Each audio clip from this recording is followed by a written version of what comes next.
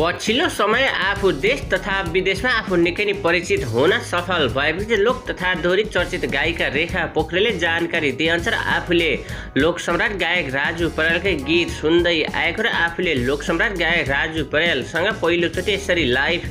दोहोरी गाउने अवसर मिल्दा आफू निकै खुसी भएको र आफूले देश तथा विदेशमा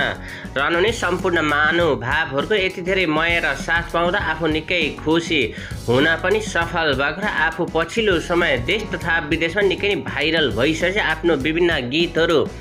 विभिन्न युट्युब च्यानल मार्फत आफ्नो बजारमा गीतहरू आइरहेका र लोकसम्राट गायक राजु पौड्यालको गीतहरू सुन्दै आफू स्थानसम्म आइपुग्न सफल भएको र पछिल्लो समय आफूले लोकसम्राट गायक राजु पौड्यालसँगै लाइभ दोहोरी गाउन पाउँदा आफू निकै खुसी भएको भन्दै लोक तथा दोहोरी चर्चित गायिका रेखा पोखरेलले जानकारी गराउनुभएको छ। आफू गीत सङ्गीतमा लामो समयदेखि निकै नै सङ्घर्ष गर्दै स्थानसम्म आइपुग्न सफल भएको र पछिल्लो समय आफूले लोकसम्राट गायक राजु पौड्याल र आफ्नो लाइभ दोहोरी यति धेरै दर्शक श्रोताहरूको मन मुटुमा बस्न सफल भएको र गीत सङ्गीतमा आफूले लामो समयदेखि निकै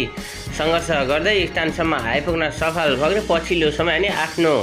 भोत्रा थापाले गर्दाखेरि आफू स्थानसम्म आइपुग्न सफल भएको र आफ्नो केही इन्टरभ्यूहरू पनि आजभोलि निकै नै भाइरल र दर्शक श्रोताहरूको मन मुटुमा बस्दै आएको जानकारी गर्नुभएको छ। लोकसम्राट गायक राजु पौड्यालले पछिल्लो समयको निकै नै प्रतिभाशाली चर्चित गायिका रेखा पोखरेलसँग आफूले यसरी लाइभ दोहोरी गाउन पाउँदा आफू पनि निकै खुसी भएर पछिल्लो समय दर्शक श्रोताहरूको मन मुटुमा बस्न सफल भएकी लोकप्रिय गायिका रेखा पोखरेलसँग आफूले गाएको लाइभ दोहोरी निकै उत्कृष्ट र निकै कडा शब्दमा आफूसँग लाइभ दोहोरी सवाल जवाफ गर्न